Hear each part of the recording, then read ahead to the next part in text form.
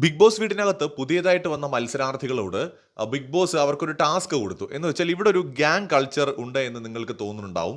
നിങ്ങൾ പുറത്ത് നിന്ന് കണ്ടിട്ടൊക്കെയാണല്ലോ വന്നത്. സോ നിങ്ങളുടെ അഭിപ്രായത്തിൽ ഗ്യാങ് കൾച്ചർ ഉണ്ടെങ്കിൽ അത് ആരാണ് അതിന് നേതൃത്വം കൊടുക്കുന്നത്, അല്ലെങ്കിൽ അതിന് കാരണക്കാരായിട്ടുള്ള വ്യക്തി ആരാണ്? ഈ ഗ്യാങ് ഉണ്ടെന്ന് കണ്ടിട്ടും കണ്ടില്ല എന്ന് നടിക്കുന്നത് ആരാണ്? അതുപോലെ തന്നെ ഒരു ഗുണവുമില്ലാതെ വെറുതെ ഇരിക്കുന്ന ഒരു ബോറിംഗ് ആയിട്ടുള്ള ഒരു ആള് ആരാണ്? ഇങ്ങനെ ഒരു ടാസ്ക് ആണ് കൊടുക്കുന്നത്. അപ്പോൾ ലക്ഷ്മി എന്ന് പറയുന്ന നമ്മുടെ വൈൽഡ് കാർഡാണ് ആദ്യമായിട്ട് ഈ ഒരു വിഷയത്തിൽ സംസാരിക്കാനായിട്ട് വന്നത്. സോ ഗ്യാങ് കൾച്ചർ ഉണ്ട് എന്നും അത് അക്ബറാണ് അതിന് തുടക്കമിട്ടത് എന്നുമാണ് ലക്ഷ്മി പറയുന്നത്. അപ്പാനി ശരത്തിന്റെ കൂടെ ഇരുന്നിട്ട് അക്ബർ മറ്റുള്ളവരെ കമന്റ് അടിക്കുകയും പുറകെ നടന്ന് ശല്യപ്പെടുത്തുകയൊക്കെ ചെയ്യുന്നുണ്ട്. സോ അതൊരു ഗ്യാങ്ങിന്റെ ഒരു നീക്കമായിട്ട്, അല്ലെങ്കിൽ ഗ്യാങ് മൂവായിട്ടാണ് തനിക്ക് തോന്നുന്നത് എന്ന് ലക്ഷ്മി പറയുന്നുണ്ട്. കണ്ടിട്ടും കണ്ടില്ല എന്ന് നടിക്കുന്നത് ബിന്നിയാണ്. ബിന്നിക്ക് അറിയാം ഇവിടെ ഒരു ഗ്യാങ് ഉണ്ടെന്ന്, ബിന്നിയും അതിന്റെ ഭാഗമാണ്. പക്ഷേ ബിന്നി ആ ഒരു ഗ്യാങ് ഉള്ളതായി നടിക്കാതെ, അറിഞ്ഞുകൊണ്ട് നടിക്കാതെ നിൽക്കുന്നതായിട്ടും നമ്മുടെ ലക്ഷ്മി പറയുന്നുണ്ട്. ഒരു ഗുണവും ഇല്ലാതെ, ഒട്ടും ആക്റ്റീവ് അല്ലാതെ ബോറിംഗ് ആയി തോന്നിയത് ശൈത്യയാണ്.